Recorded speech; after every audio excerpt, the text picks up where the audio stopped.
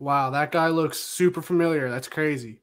Anyway, thanks for coming by, guys, for another new episode of ENT News. Today, I'm joined by two very special people. One is my co-host, Darrill Forde, and the other is the guest, Mary Bustos. Today, we're going to be talking about music production, music writing, influences, all that good stuff. So let's go on ahead and introduce our co-host, Darrill Forde. Hey, what's up? How's it going? Yo, how you doing, my man? Doing pretty good, hanging out. So happy to have you here. Thanks for coming by. Cool. Thanks for having me. So let's get started with the first question. So tell me, Darrill, what motivated you to start making music, and what age did you start making music? Gotcha. So what motivated me to start making music were, producers like Timbaland and Pharrell. And I play a lot of video games. So, composers like Nobuo Uematsu, who's known for the Final Fantasy music. My favorite's Final Fantasy VII. That OST is amazing. And Shoji Meguro from the Shin Megami Tensei series. Composers like that really, inspired me. And I started playing music around the age of 7. I started on the recorder, and then as I grew up, I got introduced to piano. And then when I became 15, 16, I started playing guitar and producing music. So most recently, I got into making synthwave music, and I'm influenced by a game called Hotline Miami. So that's what I'm doing. That's really cool. So I believe we do have a video. So let's go on ahead, a video of you. So let's go on ahead and play that.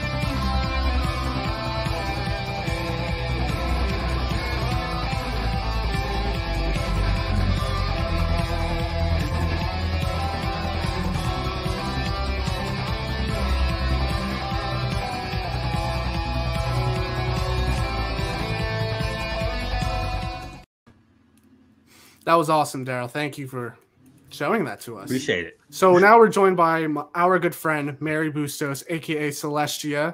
Welcome to the show, Mary. Hi, thank you for having me. Of course, of course. So for me, what motivated me to start making music, it was basically just guitar and just hearing guitar and music that I wouldn't normally hear guitar and music. That you wouldn't normally hear in music. And like, for example, Tyler the Creator's Flower Boy really pushed me to even start, hearing all those beautiful chord progressions. But Mary, tell us, what motivated you to start making music? For me, I think my love for music kind of stems from growing up around my parents playing music and singing and playing guitar all the time. I was around my mom singing a lot, and she was basically the one who taught me how to sing. She would listen to a lot of Whitney Houston, a lot of femme ballad focused vocalists like Celine Dion, and we also had a lot of influences from like Queen and even Nirvana sometimes. So I got like some grunge in there. I really just love music, always been around different types of it all my life. It's pretty awesome. That's awesome. That's a eclectic amount of musicians that you're into. So can you tell us a little bit about your writing process? Yeah, so my writing process usually stems from an idea or an emotion that I'm feeling. I find myself initiating that process through emotion-based self-reflection. Usually I like to look towards my inner self more and tap into how I can connect with my own soul or like my own mind and see where I can reflect those emotions onto paper or onto a song. And I usually stem from that idea and go from there. That's cool. Pretty creative. So my writing process goes along the lines of, sometimes I like to start with melodies, or let's say if I hear a cool drum beat that I feel like I can expunge upon, I recreate that drum beat or reverse engineer it and just try to come up with something in my own style. I like to create moods and vibes, you know. So yeah, that's what my writing process is. I use, for that song right there, I use a synth called UHE Diva, and it's just one of the synths that I found that really has a lot of great 80s presets, and even if you know how to create your own, you can make some legendary sounds. But Jake, so what's your writing process like? Well, it's kind of like the same as yours. Like, you know, it all just stems from an idea, and I think that's really cool that we all like can relate to that, because it really just takes one idea to like really push you.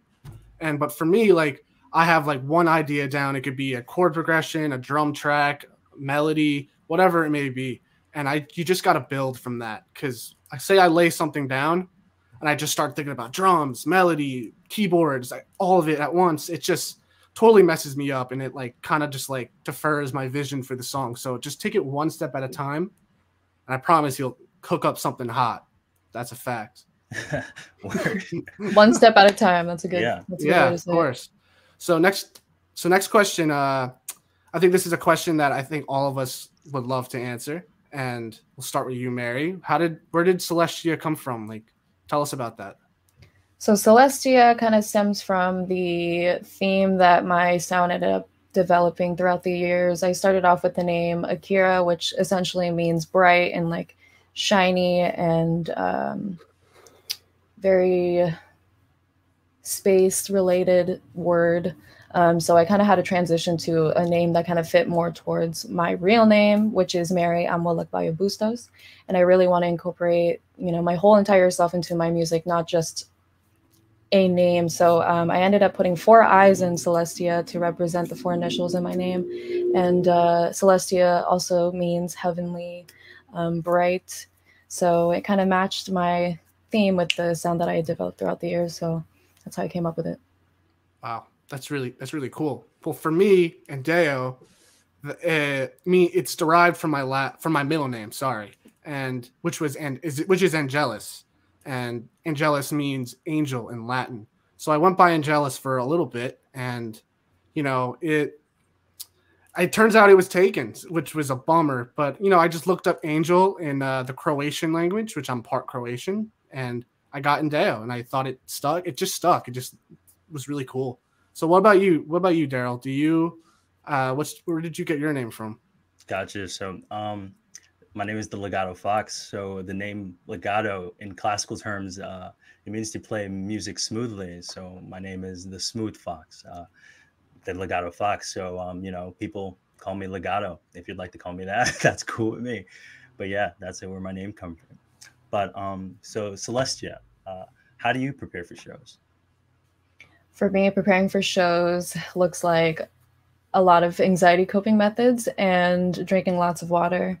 Rehearsing a lot of my own songs, singing as much as I can, protecting the vocal cords as much as I can, drinking a lot of tea, meditating, being in my own space, and trying to zone into my music before I actually immerse myself and show the world and express it to them. Very cool. That's pretty dope. So when I used to play shows with a band called Soul Candy, you know, we just make sure we practice in a gig spot in Brooklyn called the Sweatshop. You know, we do that 3 times a week, and then when it came time to showtime, you know, we're good. But how about you, Andeo? How do you write? Well, for shows, I haven't done a show since I was like 14, and it was at like a Haiti benefit concert, and I remember we did like All of Me by like John Legend and like At Last by Etta James. And I was stressed. It was, so what I did was I just practiced till like I couldn't anymore, because that show was pretty big. It was like 150 to 200 people. So I was not about to go up on stage and like mess up. So it ended up going great. I didn't mess up. And yeah, that's how I prepare for shows. So we do have a video of Mary, and we would love to show it, and we're going to show it. So let's go ahead and show that video. Broken time I spent, I'll see you again in the past life. Saying goodbye, just listen to the words they say.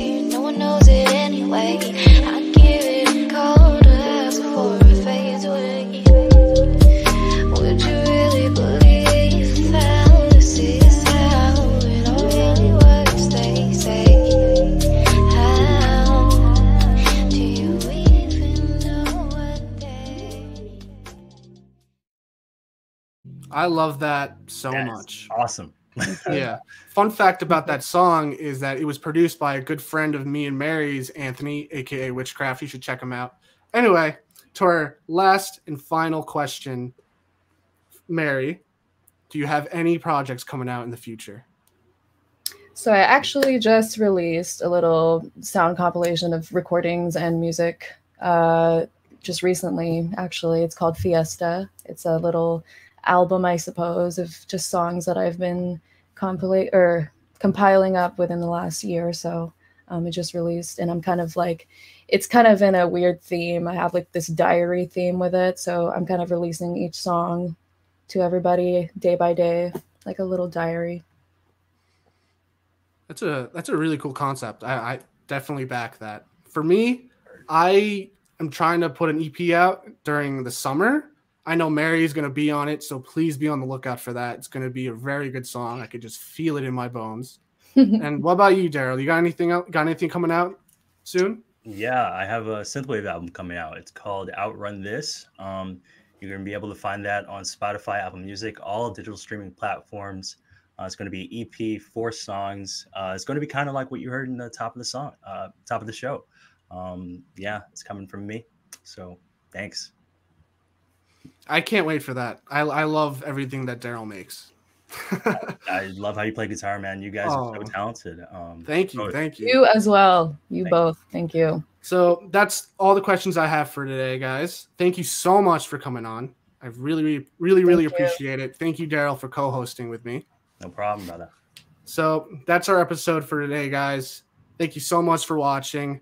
Next week, my good friend Amar is going to be hosting an episode about making it in the entertainment industry. We're going to have a bunch of City Tech students on it. It's going to be really great. And please subscribe to our YouTube channel and our Twitch for all the great content that we put out.